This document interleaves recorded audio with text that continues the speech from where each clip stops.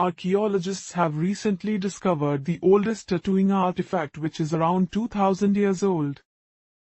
With a handle of skunk bush and a cactus spine end, the tool was made around 2000 years ago by the ancestral Pueblo people of the Basket Maker II period in what is now southeastern Utah. Andrew Gilreath Brown, an anthropology PhD candidate, chanced upon the pen-sized instrument while taking an inventory of archaeological materials that had been sitting in storage for more than 40 years. The tool consists of a 3.5-inch wooden skunk bush sumac handle bound at the end with split yucca leaves and holding two parallel cactus spines, stained black at their tips. His discovery pushes back the earliest evidence of tattooing in Western North America by more than a millennium and gives scientists a rare glimpse into the lives of a prehistoric people whose customs and culture have largely been forgotten. Tattooing by prehistoric people in the Southwest is not talked about much because there has not ever been any direct evidence to substantiate it. This tattoo tool provides us information about past Southwestern culture we did not know before, said Gilreath Brown. Tattooing is an art form and mode of expression common to many indigenous cultures worldwide. However, little is known about when or why the practice began.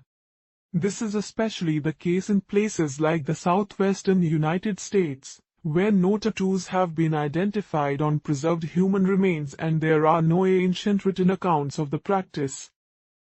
Instead, archaeologists have relied on visual depictions in ancient artwork and the identification of tattoo implements to trace the origins of tattooing in the region. Previously, bundled and hafted, or handled, cactus spine tattoo tools from Arizona and New Mexico provided the best archaeological examples of early tattoo implements from the Southwest. The earliest of these have been dated to between AD 1100 to 1280.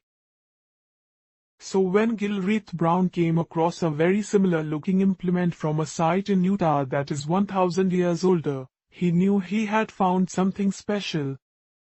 When I first pulled it out of the museum box and realized what it might have been, I got really excited, said Gilreath Brown, who himself wears a large sleeve tattoo of a turtle-shelled rattle, mastodon, water, and forest on his left arm. The residue staining from tattoo pigments on the tip was what immediately piqued my interest as being possibly a tattoo tool, Gilreath Brown said.